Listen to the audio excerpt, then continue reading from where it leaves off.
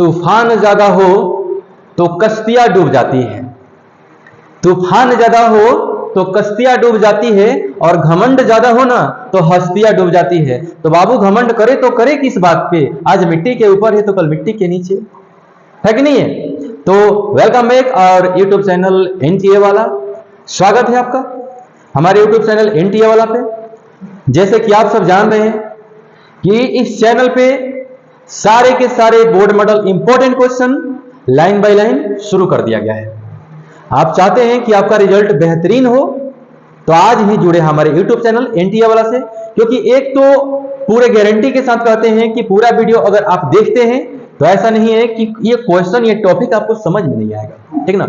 आज का टॉपिक हम लोग क्या है, काफी बेहतरीन है कि जनन और जनन के प्रकार के बारे में जानना है। काफी इंपॉर्टेंट टॉपिक है, आपने इसको क्लास 10th में भी पढ़ा है और 12th में भी इसको पढ़ना है ना। तो देख लेते हैं हम लोग इसके अंतर्गत क्या क्या चीजें आती हैं। अब देखिए दिया है कि जनन, सबसे पहले हम क्या करते हैं रिप्रोडक्शन को ही तो समझ लेते हैं, क्योंकि उसी को समझ के तो उसको क्या करना है, पार्टली डिवाइड करना है। तो देखिए यहाँ पे कि वह परक्रम जिसमें कोई भी जीव अपने जैसे क्या करता है, संतति को जन्म देता है। आपने यही सुना होगा कि हाथी के बच्चे ने हाथी के बच्चे को जन्म दिया। आम का जो पौधा है उसपे से आम ही गिरते हैं, आम ही आते हैं। ऐसा थोड़ी है ना कि बकरी के बच्चा ने हाथी के बच्चा को जन्म दिया, ऐसा तमाम सारे आपने न्यूज भी पढ़ा होगा, लेकिन उसमें सत्यता नहीं है, वो प्रमाणित नहीं है, ठीक ना।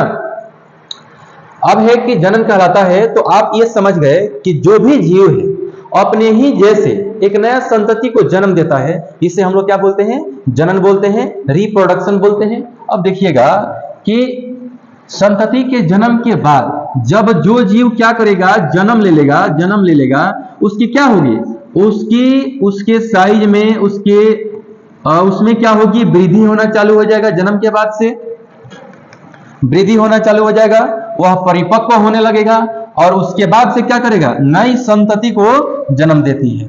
एक बात बताओ, सबसे पहले मान लो है कर जन्म हुआ, जन्म भइला के बाद से ही क्या हुआ, तनी बड़का हुआ तो एक शादी ब्याह होगा।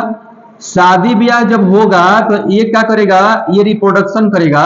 तो रिप्रोडक्शन करके या क्या करेगा, नए संतति को फिर से क्या कर देगा, नए संतति को फिर से जन्म देगा। तो जन्म देगा तो अपने ही जैसे संतति को न जन्म देगा। तो वही तो बात बताई गई है कि संतति जन्म के बाद क्या होता है, उसमें वृद्धि होती है, बड़का होता है, फिर परिपक्व हो जाता है, फिर शादी ब्याह करके कौन सी करता है, नए संतति को जन्म देता है। यह क्रम एक पीढ़ी से दूसरे पीढ़ी में चलते रहता है। यह क्रम है, यह एक सीरीज है जो एक पीढ़ी से दूसरे पीढ़ी में क्या होती है, चलते रहती है, ठीक है।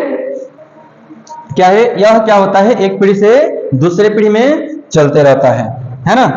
अब देखिए कहने का मतलब क्या है, कहने का मतलब यह है कि मान लीजिए कि अभी आप है, आपके मम्मी पापा है, उसके बाद से आप आए हैं, आपके बाल बच्चे होंगे, आपके बाल बच्चे जब आएंगे ना तो आपके बाल बच्चे के भी बाल बच्चे होंगे, और फिर से उनके होंगे। तो यह क्या है, एक क्रम है जो एक पीढ़ी से दूसरे पीढ़ी में क्या होती है, चलते रहती है, ठीक ना। चैनल को सब्सक्राइब कर दीजिए, लाइक कर दीजिए, शेयर करना मत भूलिए, है ना। आगे देखिए अब क्या करते हैं हम लोग, सबसे पहले इसको जान लेते हैं। आपने जनन सीख लिया, जनन के बारे में जान लिया, और जनन के क्या करते हैं, प्रकार के बारे में जानते हैं। तो ये देखिए दो प्रकार के होते हैं, एक होता है अलैंगिक जनन और दूसरा होता है लैंगिक जनन। तो बाबू अलैंगिक जनन को इंग्लिश में हम लोग असेक्सुअल रिप्रोडक्शन बोलते हैं, असेक्सुअल रिप्रोडक्शन बोलते हैं। वहीं पे अगर देखिएगा लैंगिक जनन को, तो लैंगिक जनन को हम लोग क्या बोलते हैं, सेक्सुअल रिप्रोडक्शन बोलते हैं। क्या बोलते हैं, सेक्सुअल रिप्रोडक्शन बोलते हैं। तो सबसे पहले हम लोग देखते हैं कि यह अलैंगिक जनन होता है वह क्या होता है, ठीक है। अलैंगिक जनन होता है वह क्या होता है, तो देखिए यहां पे अलैंगिक जनन में जब संतति की उत्पत्ति एकल जनक से होती है तो उसे अलैंगिक जनन कहते हैं। बैक्टीरिया, कवक, प्रोटोजोआ, शैवाल इत्यादि क्या होते हैं, अलैंगिक जनन करते हैं। जैसे कहने का मतलब ये देखिए, आप देख लीजिए, सबसे पहले फिर से देख लीजिए वही तस्वीर। आप ये जानते हैं ये क्या है, अमीबा है। क्या है, अमीबा है। इसको रिप्रोडक्शन करने के लिए किसी दूसरे जीव की आवश्यकता पड़ती है क्या, नहीं पड़ती है ना, क्योंकि आप जानते हैं कि अमीबा जो होता है वह रिप्रोडक्शन करने के लिए अपने शरीर को विखंडित करता है। क्या करता है? विखंडित करता है, यानी कि वह अपने शरीर को क्या करता है? दो भागों में डिवाइड कर लेता है। क्या कर लेता है? दो भागों में डिवाइड। इसको दूसरे किसी की आवश्यकता नहीं पड़ेगी, इसीलिए इसको क्या बोला गया है? एकल जनक बोला गया है। एक की आवश्यकता पड़ती है, इसीलिए इसको क्या बोला गया है? एकल जनक बोला गया है। अब आगे चलते हैं और देखते हैं, आगे चलते हैं और देखते हैं। देखिए, अलैंगिक जनन से प्राप्त उत्पन्न संतति आनुवांशिक रूप से समान होते हैं और साथ साथ आपस में भी समान होते हैं, और इस प्रकार प्राप्त संतति एक पुंजक या क्लोन कहलाता है। तो एक चीज आप यहां पर देख लीजिए, अगर मान लीजिए कि यह अमीबा है, मान लीजिए कि यह अमीबा है, अगर क्या किया, अपने इस प्रकार से एक नए संतति को जन्म दे रहा है ना, तो मान लीजिए तो उसी प्रकार से इसी के जैसा ही है ना, एकदम हूबहू इसी के जैसा है। तो फाइनली ये चीजें आप लोगों ने सीखा कि जनन क्या होता है, जनन कितने प्रकार का होता है। तो दो प्रकार का बताया, लैंगिक जनन और अलैंगिक जनन। तो अलैंगिक जनन में आपने जाना कि इसमें दो संतति की आवश्यकता नहीं होती है, चार संतति की आवश्यकता नहीं होती है, यह एकल जनक होता है, यानी एक ही संतति की आवश्यकता इसमें पड़ती है ना।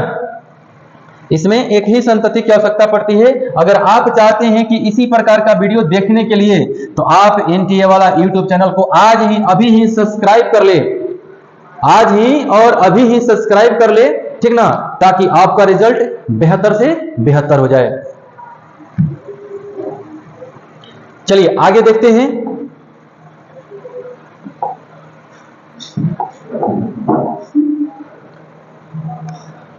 यहां पर देखिए अलैंगिक जनन के प्रकार। अलैंगिक जनन आप देख लिए, टाइप्स ऑफ असेक्सुअल रिप्रोडक्शन। तो इसमें देखिए जो भी जीव आते हैं, जो भी जीव इसमें आते हैं अलैंगिक जनन में, जितने भी जीव आते हैं ना, वह क्या करते हैं? कुछ है जो विखंडन करते हैं। अभी बताए ना, अमीबा क्या करता है? विखंडन ही करता है ना।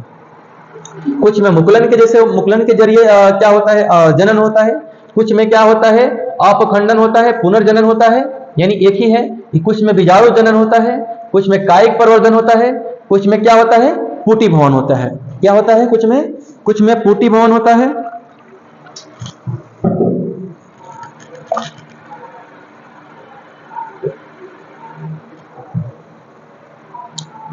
देखिए, ये देख लिए, विखंडन देख लिए, मुकुलन देख लिए, अपखंडन देख लिए, बीजाणु जनन देख लिए, कायिक प्रवर्धन देख लिए, पुटी भवन देख लिए।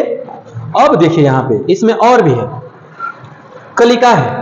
तो ये चीज आप देखें, यहाँ पे विखंडन है, मुकुलन है, अपखंडन है, बीजाणु जनन है, कायिक प्रवर्धन है, पुटी भवन है और कलिका है। तो ये सबके सब शॉर्ट क्वेश्चन में पूछे जाते हैं, और ये सभी के सभी इतना इंपॉर्टेंट है जिसका जवाब नहीं है। हम तो बताइए किए हैं कि हमारा जो सीरीज अभी चल रहा है सिर्फ इंपॉर्टेंट क्वेश्चन का चल रहा है। हम आलतू फालतू की क्वेश्चन अभी लेकर के आने वाले नहीं है। जो भी इंपॉर्टेंट क्वेश्चन होगा, बोर्ड मॉडल क्वेश्चन होगा, हम सिर्फ उसी को लेकर के आएंगे। आप इन सभी चीजों का तैयारी बेहतरीन ढंग से कीजिए, एकदम टॉप लेवल का रिजल्ट होगा, है ना।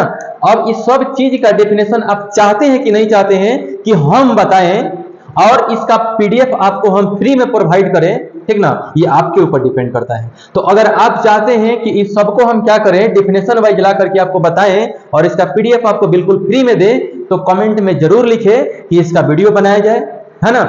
तब जाकर के इसका वीडियो हम क्या करेंगे, आप लोग के लिए एकदम बेहतरीन ढंग से बना करके क्या करेंगे, आपको देंगे, है ना। जो नौका तूफानों से जूझती है, एक न एक दिन किनारे पे क्या होती है, वहीं पहुंचती है। और उसी प्रकार से अगर आप आज पढ़ाई को लेकर के जूझ रहे हैं, तो एक ना एक दिन आपको भी क्या मिलेगी, सफलता जरूर मिलेगी, ठीक ना। तो आई होप कि आज का हमारा ये प्रयास आपको अच्छा लगा होगा। अच्छा लगा होगा तो कमेंट को कर दीजिए, ऊपर पैसा थोड़ी लगता है। मिलते हैं एक नए वीडियो में, एक नए फिर से एनर्जी के साथ। तब तक के लिए आप हमें दीजिए इजाजत। जय हिंद, जय भारत।